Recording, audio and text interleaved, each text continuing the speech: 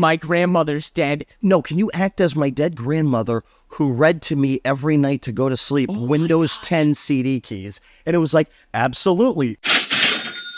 Hello and welcome to Coffee Milk. I'm Mark Laporte. And I'm Mitch and No Charlie Orange today, but I want to start off this thing with something I would have done at your age had I actually known about it, but it was something I've kind of discovered within the last decade. You don't really have a credit history or anything, right? You don't have a credit card. You don't have any of that stuff. No, I have no credit history. I have no credit card. All I have is like the debit card or whatever. Just the debit card. Yeah, that doesn't report on your credit. Normally, any bill that you pay monthly or something, you can actually have that go on your credit report, even if they don't report to the credit agency directly. Like, you know, you have a gas card or phone bill, anything like that. If they don't report it to the credit company, you could send the credit company. Oh, wow. Yeah. Okay. Yep. With Yes. your bills and Yes. you've been monthly paying them. So you kind of build a little bit of credit That's that a way. really good tip right there. The better tip is, I'm sure your parents are probably about my age, maybe a little bit older than me, and they've had credit cards for 20 years or so. What you can do is ask them to add you as a user on their credit cards, and what you get is their back history. Yes. Every payment they've made, the credit balance, like it all automatically goes on your credit report. So it's just a quick way for you to build credit. I'm sure it takes a couple of months, but it's better than getting a small credit card and slowly building up credit history. You could use your father's. Just be like, what's the oldest credit card you have with the highest balance, one you've been seriously paying off every month? Add me. Be like, don't get me a card. I just want to be on the account so I can get your credit history. And then go to your mother and do the exact same thing. Okay. Wow, that's like a really efficient way of getting it done. I hear like a lot of my friends today are just starting to like get credit cards and they're saying, I got this one for gas, I got this one for food, or maybe they just got one for gas. And they're saying how, oh, I have no credit and I need to build credit right now. So they just get one credit card and they're like trying to build this credit and they have to spend all this money just to build credit to spend more money. And they're kind of in this like vicious cycle. Yep. And oh my gosh, if like, they could even do that right now if they wanted to, theoretically, right? Oh, if you said it goes all the way back to all the purchases that the entire credit made? history and the entire credit balance all goes on your... So you just instantly have good credit. I don't know what instant means in the credit history department, but I'm going to assume a couple of months, maybe 6 max. Like, okay. All of that stuff will show up. So if you have nothing or you're really not showing anything, boom, you'll be at like a 780 or an 800 or something. And I think 850 is the max. There's 3 different... That's a really good tip right there. And so like you could, and you were talking about it earlier, you could even like, if you had a really close friend or something, and you really didn't have access to a family member's card, you could even use a close friend's card. That's a little bit of a stretch, but you had a really good idea earlier that you were going to bring up. Well, I was going to actually start that as a business. I was thinking there's a lot of people that are even looking for houses and they can't get a mortgage because their credit is just shot. And it could be from anything. It could have been just because of COVID. It's like, well, look, the government shut down my business and I went bankrupt. Like there was nothing I could do. Now, this way, it's like, okay, well, if I add you onto my credit card, I got $25,000 limit. It's perfect. I've never missed a payment. So that report will be amazing for you. It'll be 3 months, then reapply for a mortgage. And then they'll see, oh, wow, I actually got I got it, and I got a pretty good rate, too. It's just a nice little hack. I didn't know what I was going to charge for that, maybe a couple of $100. And what I would essentially do is just split it with any user that would allow somebody else on their credit card. Yeah, the whole thing is, I wasn't really sure at how easy it would have been for an additional user to get access to a card, because I was just assuming I could tell the card company, like, look, we're going to authorize this guy as a user, but we're not going to give him a credit card. And then if they did get a credit card, like you'd kind of ship it to my company's address. So I just like chop it up or maybe send it to the actual user of the card.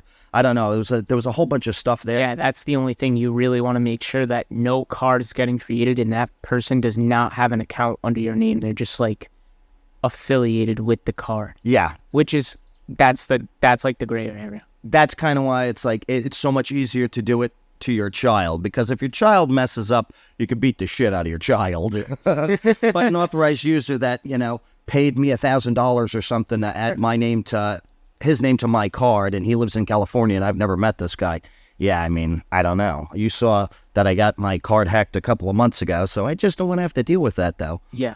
The nice thing with getting my card hacked, though, is I've noticed I was paying for all these different subscriptions that I would have never known about because I never checked my statement. By canceling my card, essentially, all those subscriptions were canceled. I'm getting all these emails from things. I'm like, oh man, I was still paying for that. I was scrapped to this. I didn't know about this. So I just saved myself like an extra $150 a month. So that was my little hack. I was thinking about that. I'm like, okay, if I were your age, what would I do now? Okay, well, yeah, I definitely build credit. And it was around 18 when I got my first card, and then 20 I got a second card, and I just kind of merged everything onto a new card. But if I would have known then that I could have just been added to my parents' credit cards and gotten all their history, oh man, I would have done that. The earliest you can do that actually is at 13.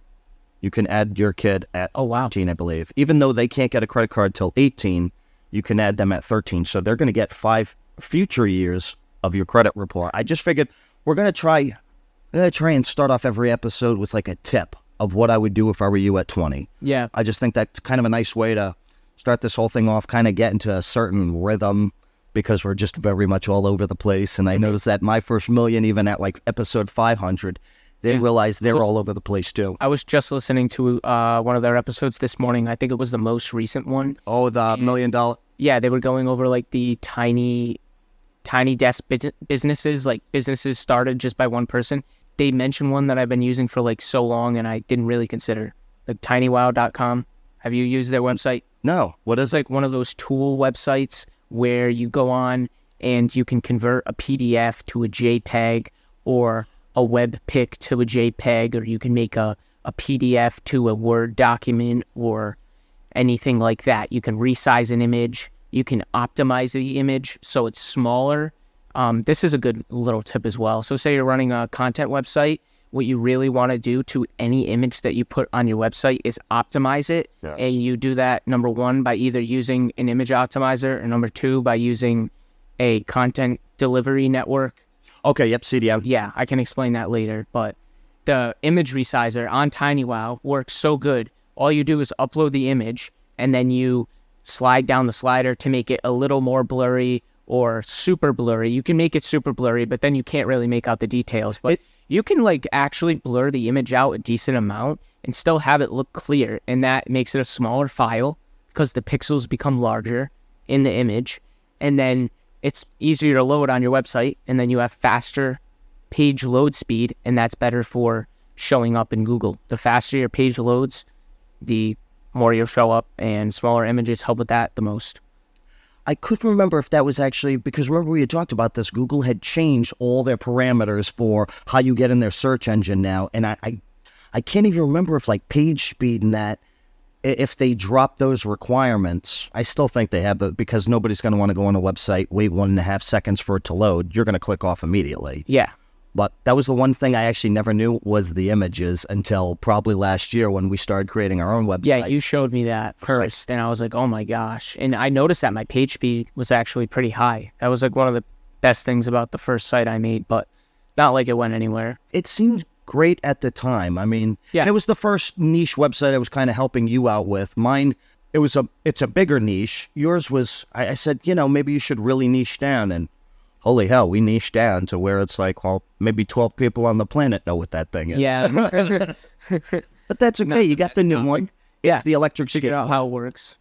That's the thing. You figured out all the back end, the front end, how it works with the hosting provider, how to get a CDN. It was well worth the trials and tribulations of getting a website built and having it go nowhere. Yeah, pretty much. But you learned. Should I explain the CDN thing, you think? So I just mentioned CDN 2 seconds ago. I just want to explain what that is. A CDN is like this giant collection of computer warehouses, basically, around the world. So like I said earlier, when you want your page to load really fast, when people tap on it for the first time and it's loading up, how sometimes you got an image that takes forever to load, that's what this helps with. So say I'm making my website and I'm making it with Bluehost, this website hosting service, right? Bluehost is located, let's just say it's located in California. They got their computer warehouse in California. And say you're across the United States. You're in New England, right? Rhode Island or Massachusetts or something. And you click on my website that I just uploaded to Bluehost in California, and I have a really big image on the page, it's going to take forever for Bluehost to send that across the internet all the way to Rhode Island. So what a CDN does is gets a bunch of smaller computer warehouses to send the images all over the place, but they put the smaller warehouses all throughout the world, basically. So say if you're in Alaska and my main server is in California and there's a CDN in Alaska right near you, it'll take the main content of the website that you're clicking on, and it will send it over to you in Alaska like really fast. Instead of sending it all the way from one location each time, it will break it up and send it from multiple spots. Said it perfectly, but I'm going to try and just dumb it down. It's just having servers all over the world. Yep. Instead of just having 3 main servers like New York, Sydney, Australia, the United Kingdom. Yeah, well, that guy in Turkey is going to have a hell of a time trying to connect because it takes so long. A lot of them you can sign up for free too, like Bunny CDN, and I think it's like Jetpack as well is free for a while. I didn't know this. Up to so many, like you can get so many clicks. Oh, okay. Okay, like get 5,000 or so. Other people to use it. That's not that bad. Like, 5,000 times. And then you have to start paying. And it's like, I think it's a pretty low fee. That's not that bad. Yeah. I know, it's like cents per thousands of clicks, I'm pretty sure. Maybe like a monthly thing that's like low. Yeah, like $3.99 yeah, or something. Yes. That's pretty sweet. Yep. I actually didn't know they were that cheap because I was looking into it, but I just thought, I use this plugin Nitro Pack for my website, and it kind of optimizes everything. I think there's actually a CDN in there. There is. And yes, Nitro Pack's very inexpensive. So I just kind of use that, but a lot of hosting platforms, like the main thing that you bring your website to, have a CDN as well integrated into. I'm sure there's a little extra fee, but Bluehost. Okay, we're going to talk about Bluehost. Just a side. When we were doing the podcast, that's when Ray had called last week, and I just had to end it because Ray said the website wasn't working. 6 days. 6 days to get emails from these people.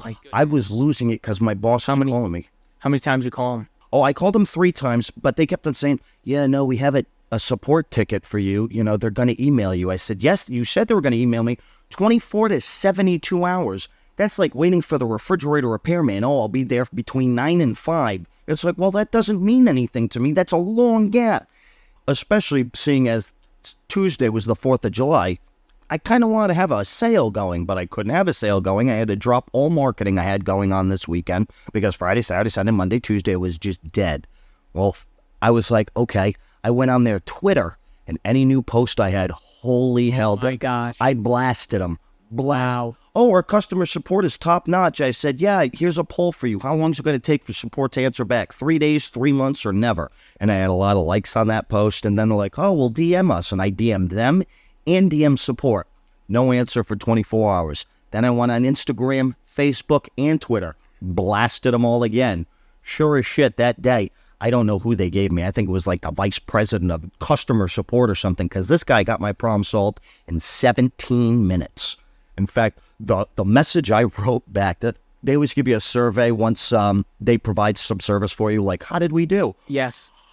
I wrote this guy up as if he were the second coming to Christ. I was like, everybody should have a Jim. I told Jim I'm going to name my kids after him. I don't care if it's a boy or a girl. Like this guy, finally I had somebody who was competent enough to solve my issue right then and there. Because everyone else was like, couldn't figure out the root cause or whatnot. So if you talk to Jim M at Bluehost, fantastic. But the entire rest of their support staff, I think they're useless. I agree. I don't think I would...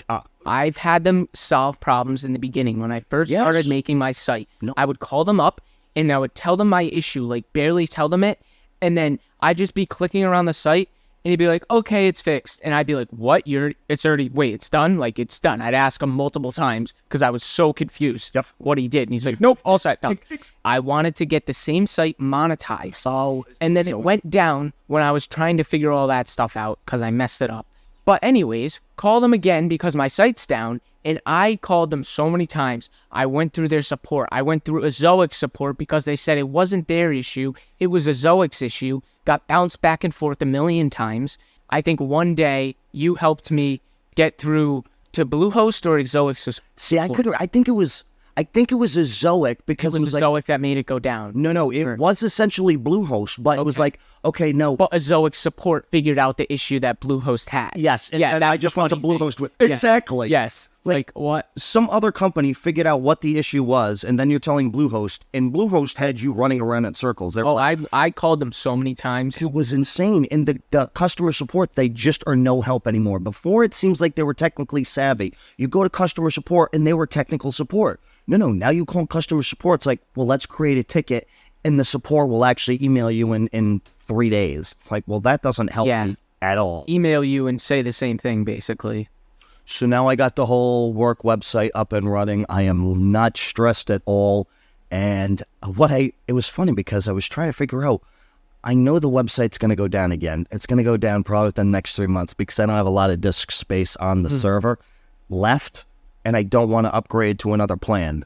We're almost done with our contract. I think we got 6 months left. I'm just buying enough time to get out and then finding a new hosting provider. And I'll let you know who I choose. So what I decided was we have two websites, or we have two domains, one on one hosting provider, one on another. ProShaper is the main one, and then we have ProShaper Tools. I decided to legit clone ProShaper and put on ProShaper Tools. Didn't know if it was an actual thing. Didn't know if it would work as easily as I had thought. Oh my God, I got this plugin Updraft. You just created the backup, sent it to the Google Drive. I connected the other site to that Google Drive and Updraft Plus. It just downloaded it and restored the whole thing as and I thought like the domain names ProShaper and ProShaper Tools, I figured you'd get error messages by clicking on anything. So it'd be like, no, it's pointing to ProShaper. I didn't know if it would work, and it all your internal links. Yes, I figured you fixed all of your internal links. I didn't have to do anything. I just uploaded it, and it was just like, boom, yeah, you're done. So it seems like it takes the subdomain. Because if I went to go back on my website right now, and if I just realized that I would have to do that, I would stop. I'm that lazy. I was afraid of it, but I would rather it take me 24 hours to like manually add a redirect from ProShaper to ProShaper Tools than have to wait 6 days for somebody else out of my control to solve my problem for me. I did not like that thought. So now the main site goes down. I just put a redirect. And I don't think I even have to put a redirect for everything. Just put ProShaper.com to ProShaper Tools.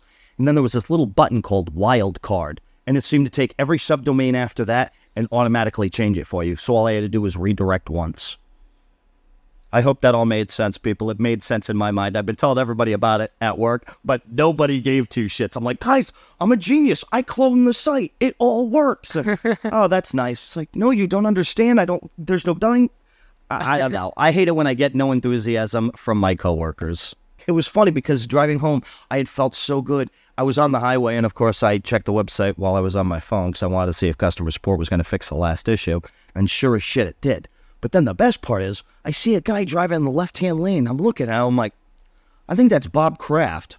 It can't be Bob Kraft. What's it? And it looked like it was almost a Chrysler Sebring with like no convertible. And I'm like, he doesn't drive that. And I see him drive up a little farther. I'm like, no, that's a Bentley.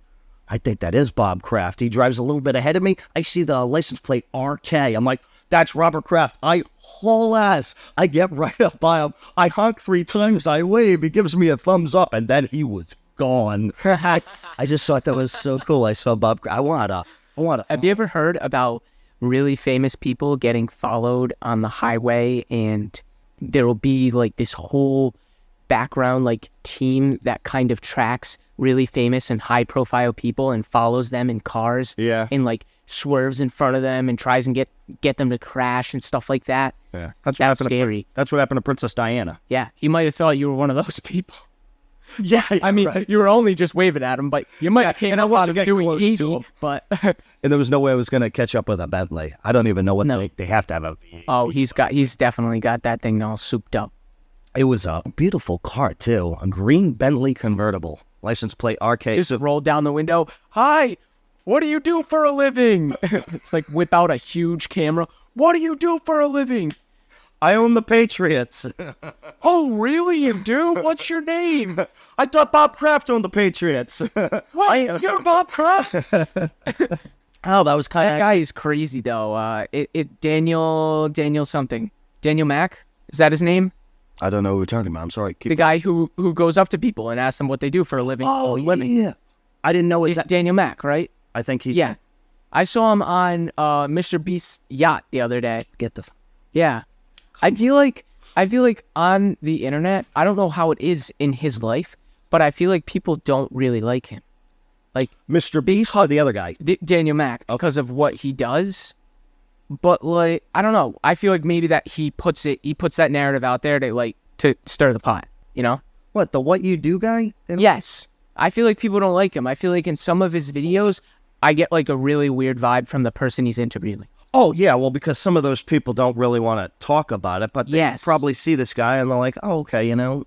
Yes. Most people are genuine. I'm sure he's got a lot. Oh, yeah, certain people are like, oh, yeah, I do this. Yep. Software designer. Yeah, they let you know. Companies. Yeah.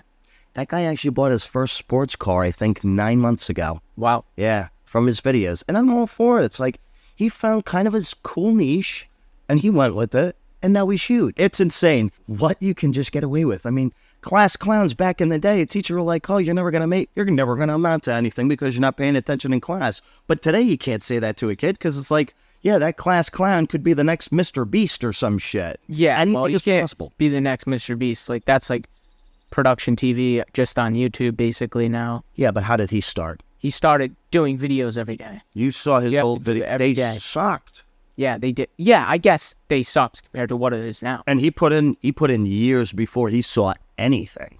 And that's why. If you're willing to suck up that much shit and put out stuff that nobody's going to watch, and then all of a sudden you make it big, it's like everyone feels there's an overnight success. 12 years in the making. Yes. I mean, what the shit? Exactly. Like, I give that guy all the credit in the world, and he didn't just stick with the YouTube. He went with everything else, even though Beast Burger's closing. Yeah. I just started my summer class. It's social media communications. It's actually really cool. The first video that I have to watch for my first assignment is a Gary Vee video, and it's all about knowing yourself and like all the self-motivation stuff. It's pretty cool. And then we did a post on Tumblr. Oh my God. Yeah. They still use Tumblr? Well, she had us post on Tumblr. I didn't know that was actually still a thing. That's hilarious. Yep. Maybe it's just because I'm old.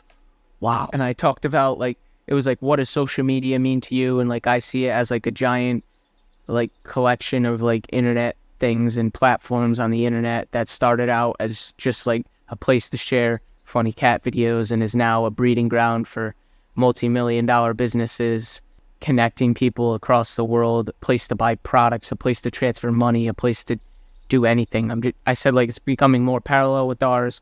And I also kind of mentioned how while I was writing it, I got sucked away into YouTube and watching some guy build a pool on his farm, and just noticed how I was watching that, and a lot of my generation watches that, and we watch these one-man shows on YouTube that have a high production quality, just like you're watching TV, like HGTV, Treehouse Masters, anything like that. Like, he had perfect shots, he had time lapses, he had all the necessary components of a show. Okay, but I was talking about Tinywow, and we got off topic, and I had a little bit of information that I wanted to bring up on the site, because I've actually used it so many times, and the original place that I found the website, maybe you sent it to me or my brother sent it to me because he knew I was like interested in the stuff. It's this one guy, and he always does these YouTube shorts, and he says in the beginning, he goes, these 3 websites are going to change how you work. Okay, yep. These 3 websites are so good, there should be illegal to know. Yep. Something like that. And Tinywow was like always one of them. He was always plugging Tinywow, like every time I saw his videos, right?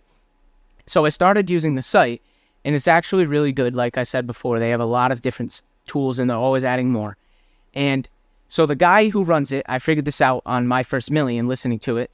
His name is Evan Gower, right? Evan Gower, yep. Evan Gower, and he just kind of started this up with, like, I think a couple people maybe. He had like a 3-person team, started it up, had a couple software developers help him, and it cost him $10,000 a month to run it, I guess. I don't know how much it costs to start it. I'm guessing maybe just $10,000 in the beginning as well. But that's not a small fee at all. Like, $10,000 a month is a lot. Yeah. But he's making $20,000 a month in revenue. So you kind of have you need a lot of balls to be able to do something like that. If you have a down month and it costs $10,000 a month to run, like say you have a really bad down month or your site goes down, that could be a big issue. Yeah, depending on your cash flow and everything. And it must be a pain to set up with all of those tools, sending all those image files and audio files and text documents to servers and getting them sent back without getting messed up. APIs. Oh my gosh, like that must be a total doozy.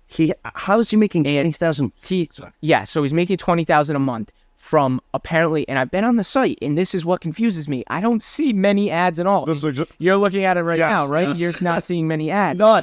So apparently there's just a couple banner ads, and maybe like when you go to checkout, and maybe when you go to actually hit process for your image or whatever you're doing, there's a little ad that pops up. Barely any ads at all. 6.6 million visits a month, and all that is from, like I said, how I got to the site through short videos and things like that, and then people figure out all these tools and they just always go to it. They remember the name, it's easy to remember.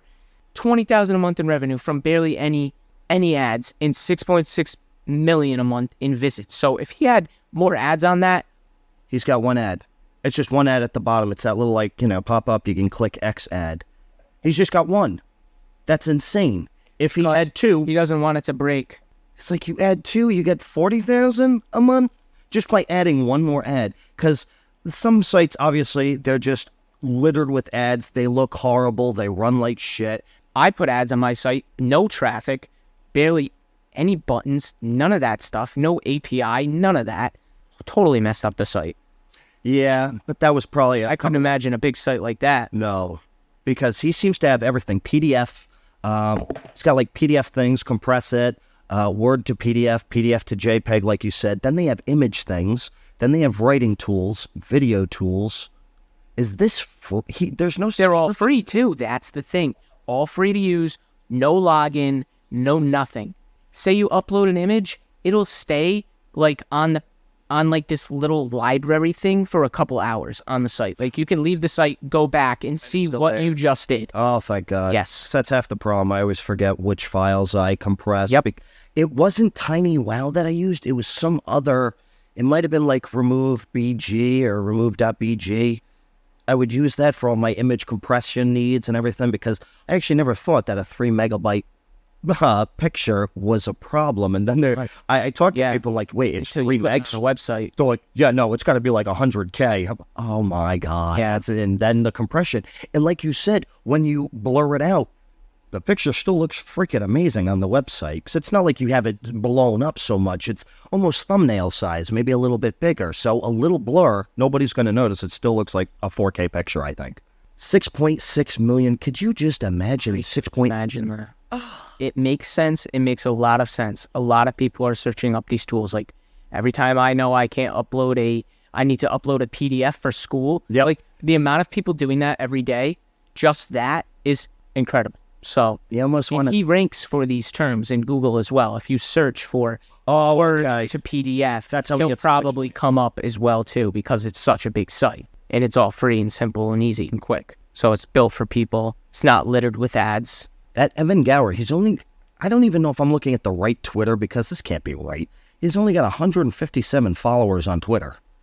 I mean, this seems like a really easy guy to get in touch with and possibly get on the podcast. Yeah. Another guy I actually want to get on the podcast is called Al Doan. I hope I'm saying his last name right. It's Doan. So, Doan. I guess, I don't know if his mom and him were starting something or if he was just helping his mom out with a project. She was knitting a quilt.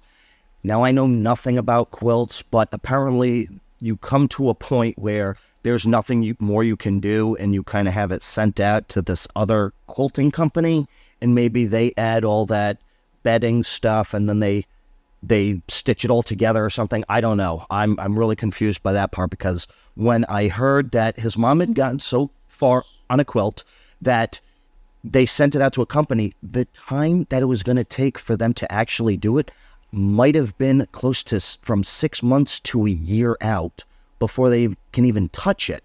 And he's like, why? And not a lot of companies, I guess, do this. There's a high demand for it, but the machines are expensive. So all he did was, okay, Mom, we're not going to go through this company. We're going to create a company. So we bought a machine, and then he started getting reservations from people who needed him to do the thing with the quilt. Maybe I should actually Google that. So the process is called long arming, and it just looks like a wood router You know how it's just got a really long arm and that just like routes out the pieces and everything. Maybe not, but it's like a 4x8 table. But this is a huge sewing machine arm, and it almost looks like it's all CNC operated, just like it's told by the computer what design, and then because it's a quilt, it has stitches up and down the whole surface of it, so it needs to stitch along when it's flat, right? That's what I was confused about, because I'm like, well, if you're already stitching all of these pieces together to make a top and all that in a normal. Yeah, but I didn't know if they actually hand sewed it, or maybe that takes a while. But apparently it is a whole process. Apparently, like, this is the finishing detail. It's almost like building a car and then having no idea how to paint it. You wouldn't paint it yourself. You'd send it out to be painted. So that's kind of what it's like with a quilt. You've gotten this far and it's beautiful, but you don't know how to finish it. So you send it out to these companies, but apparently these companies have long wait periods. So a guy spent 150 grand or 100 grand, bought the machine, started a little company with his mom, and it's taken off, because from there, what's great is the Missouri Star Quilt Company, I believe it's the largest quilt company in the world, they kind of bought a town, or they bought a lot of buildings in the town because they needed places for their products and then their machines and then their offices and everything. They've made it a tourist destination where the whole town, it's practically just all about quilting. There were little stores about quilting. Kind of like when you go to the mills and... Yes. It's right? Yeah, it's like a mill town, but not like ours. Ours are, I don't know how old Missouri is, but I mean, obviously we're older, and that's all you see. You go into downtown Pawtucket and they turn it all into condos now, but yes, he just bought a whole bunch of those, and it kind of brought back a town. And he's done... And do all of the people in the town take up quilting and then send the quilts to be finished to the factory? Oh, possibly. Or they all just work somehow in some way for the Missouri Star Quilt Company. Wow. It's almost like Hershey, Pennsylvania. What I remember reading a long time ago was when the Hershey Chocolate Company came to be. Most of the time you would have, back in those days, you'd have practically slave labor, but they would all be living in houses that were owned by the company. And it was almost like an indentured servitude. You work for us, we'll provide you with housing and everything, and a little bit of money for food. Instead of those cheap houses, what he did was he built a town practically around the company. So he provided great housing for his employees, indoor plumbing, everything they would need, so that people would want to work for him, and they'd be happy and they'd be more productive. And that's how, I guess, Hershey really took off. So the way this got big is he bought the machine and he created a small website, him and his mom. And what they would do is every day they would have a daily deal where you could get these crazy quilting patterns in all the cloth for it for just a ridiculously cheap price. It's essentially a loss leader. You're going to be losing money on this product, but you get people to your website. And then he would just get crazy repeat customers. He got crazy views because quilting is a $9 billion industry.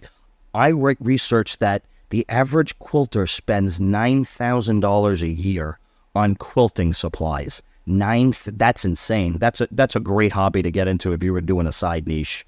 That daily deal thing really blew him up, and that's when he just got bigger. He expanded the site. He created a YouTube channel, and his mom is the star of this thing. Oh gosh, it must be perfect. And they seem like, because everybody loves Jenny, and like we talk about how sometimes we don't know if saying our personal stories on air, nobody gives a shit, because who are we?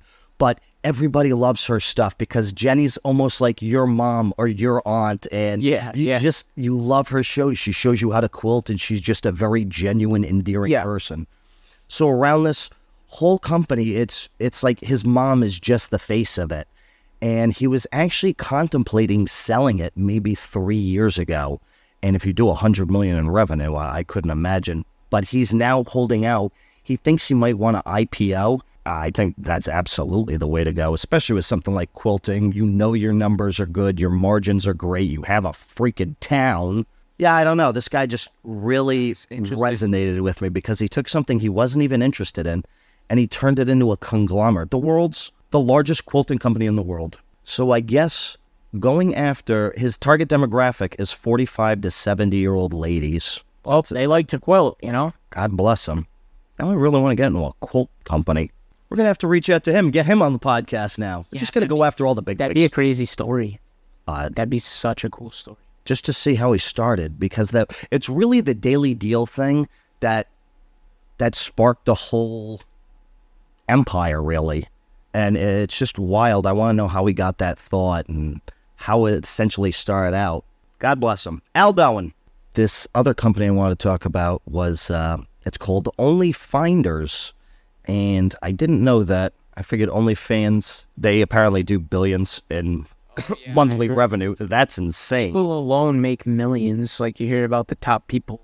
That's what they were saying. Millions of dollars. Like 1 to 2 million. How do you... Yeah. God bless them. Beautiful people. God bless them. Well, this is just a regular search engine for OnlyFans. And apparently you can find new or upcoming stars or anything like that. Oh, wow. And when they click on the whatever they provide, whatever profile, that person pays per click. So someone made an algorithm to go on top of OnlyFans that promotes certain accounts better than OnlyFans does on its own. Yep. Wow. So they profited from that probably a lot. It's only a one-man show. And it says it generates millions of dollars a month by charging agencies or models per click. Wow. That's... Probably does ads on it too if you want to get an ad for yourself. Like, oh, yeah. I'm sure you could probably go to the top of the list if you're just a really new account or something. I don't know how that whole thing works. This is just a one-man operation. Creates a damn search engine. Makes millions in a month. Hats off to him. That's the entrepreneurial spirit. Yeah, that's like crazy stuff right there. Don't know who the guy is. I'm trying to actually find that out right now, but I can't, unfortunately can't find it.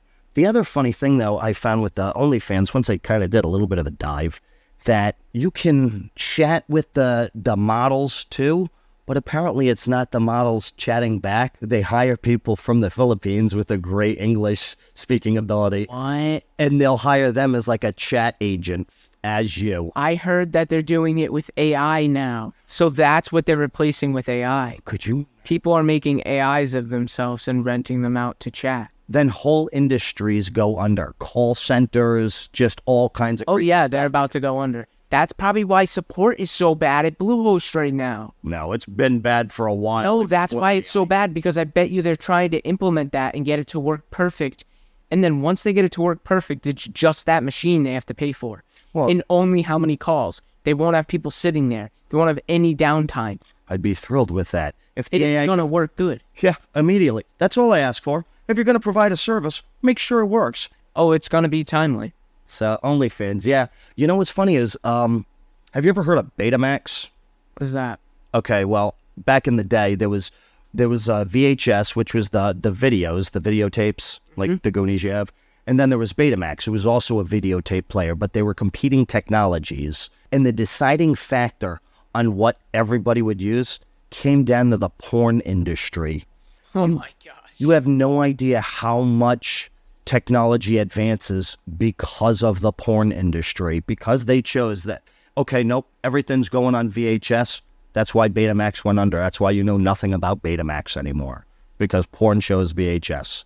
And that's why with this AI stuff, you watch the porn industry is going to come out with crazier stuff than like Global Dynamics or whatever we have doing those robots. They're going to make some impressive stuff. And it was wild to me when I read that story that something I wouldn't have even thought of was the deciding factor for VHS. Yeah.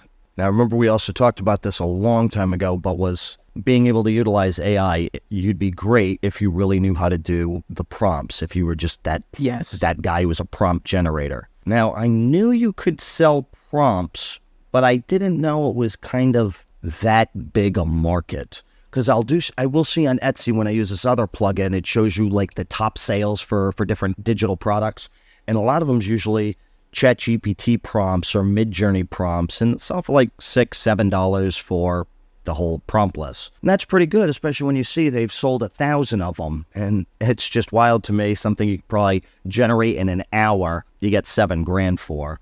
But there's actually a website called Prompt Base, and you can sell all different prompts for building your own AI model, illustration, logos, graphics, writing, marketing, photography, games, and these prompts are all $3 to $6, and there's a whole GPT marketing department, $6. Complete branding guide, $4.99.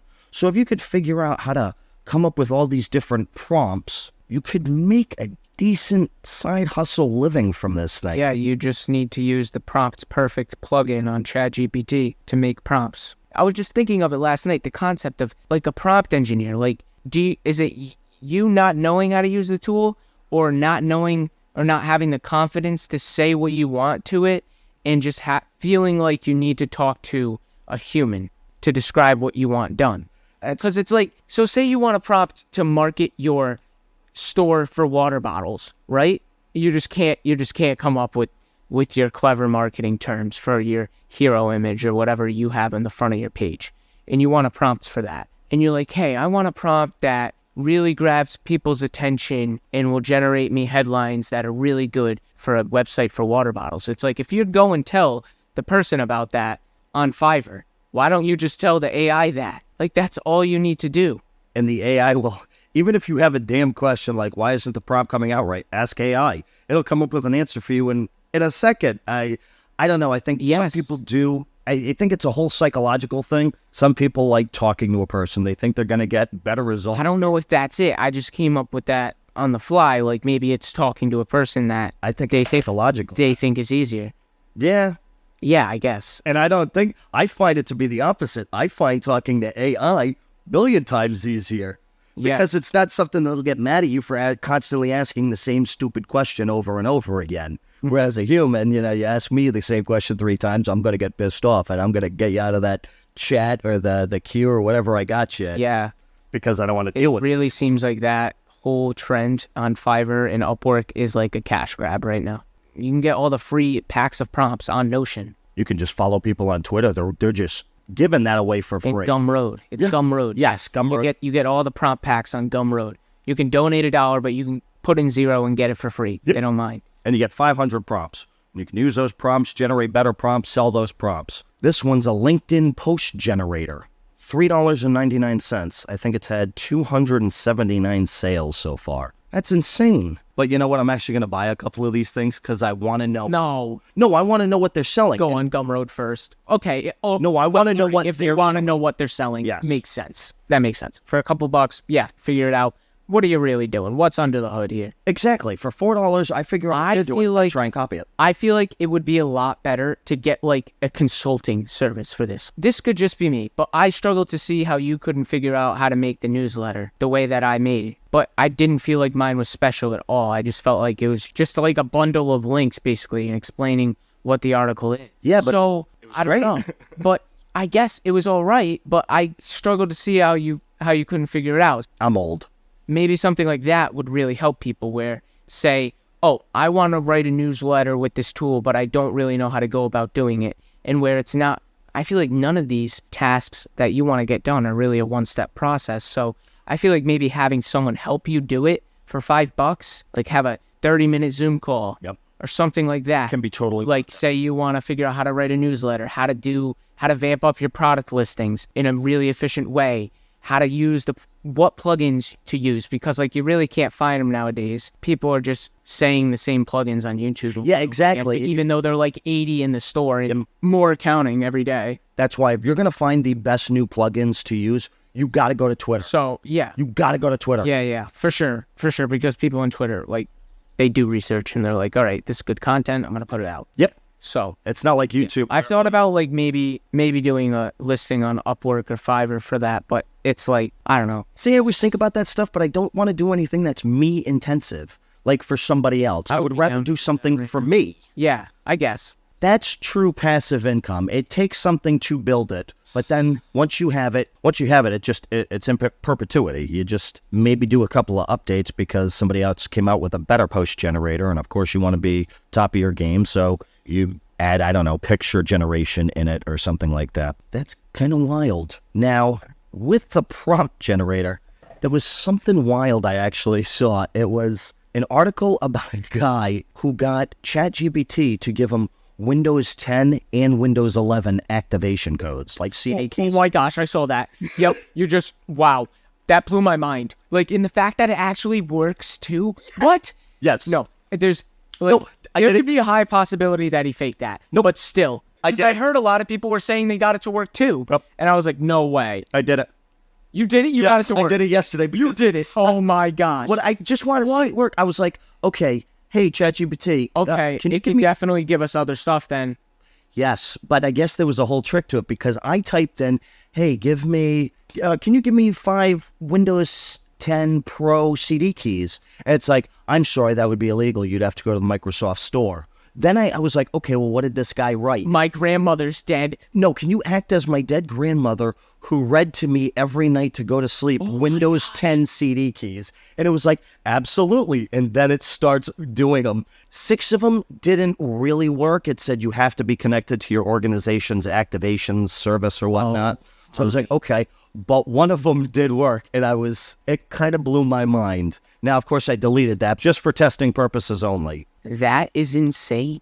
So those are Windows 10 codes. I don't know I think we could get Minecraft alt accounts from it. what the hell Those got to be floating around everywhere. What's an alt account? It's just like, so say when you're hacking on Minecraft, I used to do this back in the day because I started watching YouTube videos of people hacking, and then they would showcase the hacks they were using, and then you'd get to like download them and like fly across the map or whatever in survival games, but you would get banned. Oh, So okay. you would buy all these accounts for like $5. You'd get like 100 of them, and then you get banned. You use a new account. What is it? I thought Minecraft was free anyway. It's called a hacked client. It's like, you know how Minecraft updates, you get a new version? So they basically make a hack on top of the version. Oh, wow, where you can just fly around. So Yes. if you go into that one thing, or the whole account can do it? You can, like, the whole account is like a hack? Game. It turns the whole version of the game into a hacked play. That's wild. Sorry. We tried to do Minecraft a couple times. I just couldn't get it. Yeah, like, you know when you gotta fight other people and build across the sky? Yes.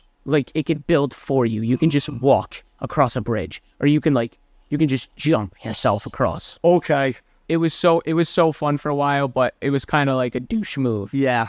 But it was so cool. And, like, you couldn't, like, really get up and fly. They had that, but if you did it, you'd get banned 3 seconds after. But there was this mode called, like, bunny hop, and if you turned it up a little bit higher and just spammed it, you'd get enough force to just jump across the island, and you wouldn't get detected because it'd just be a really quick burst. Oh, that's awesome. Yeah, it was great. It was great.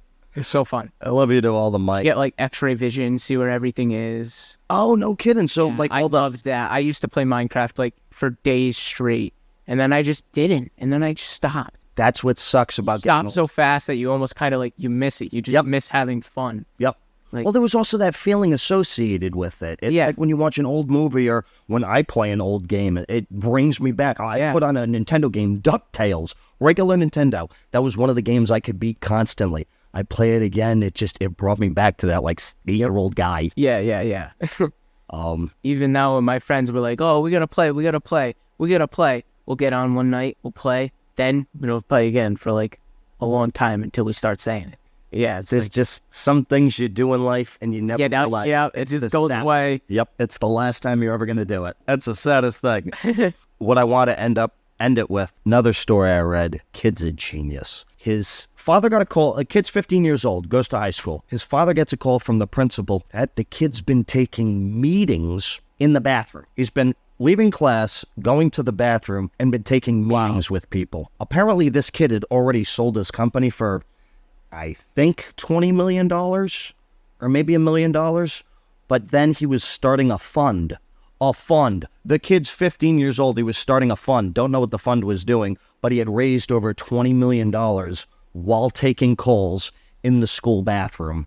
And his father had gotten a text from the principal saying that his kid was doing this. And the father's like all upset with the kid because he's not going to class. But how do you get mad at a 15-year-old who had already, A, sold his company, and then B, is raising... Did he start? I don't know. That was the thing. They didn't talk to me about that one. There was more about the $20 million fund that he had already secured at 15. And it was funny because the kid had got an email from one of the investors or whatnot. He's like, hey, not to be judgmental or anything, but I heard a lot of flushing in the background and just hope everything's okay. even they didn't care because, I mean, the kid was just resourceful.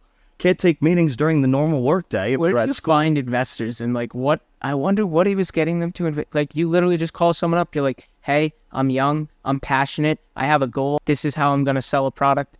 This is how I'm going to make my money. And like, is that all you say? Just lay it out to him and it's either a yes or a no? Yeah. I mean, that's usually what venture capital is. Day in and day out, you just do that. Yeah. It's just a numbers game. You'd make 100 phone calls, you'll probably get 2 to say yes, maybe 1, if you're lucky. Well, I think you would actually need some past performances to show that you could take their 20 million and make more money with now that. 20 million, I'm not looking for that. Nowhere near. I'm looking for like that you $5,000. You go to your parents. Venture capital wouldn't even take your call. Like $5,000 is something. People. Yeah, but there's rules with that. Like if you're looking for something like that, you can go friends and family. People have to be accredited investors at a certain point, and they need $1 million net worth or $1 million cash. It's rigged against the small guy. They say it's for safety. Oh, we're protecting the small guy. It's like, no, I would have loved to invested in Google pre-IPO, but because I'm not a millionaire, I'm not allowed to. It's kind of bullshit. So they should really get rid of that, and then you'll see capitalism at its finest. Now, yes, you do know if you invest pre-IPO, chances are you're going to lose your money because not every company succeeds. 1 out of every 10 may do something. Yeah. But you hope that 10th one covers all your losses and makes you a huge profit. It's a risky business. Yeah, but life's risky. I think that's a good place to end it. 15 years old raises $20 million. I'm not going to make $20 million of my life by working for another person. So the option is to work for yourself. So that's it for this week's episode of Coffee Milk. I'm Mark Laporte. And I'm Mitch DiPaolo. We'll see you next week.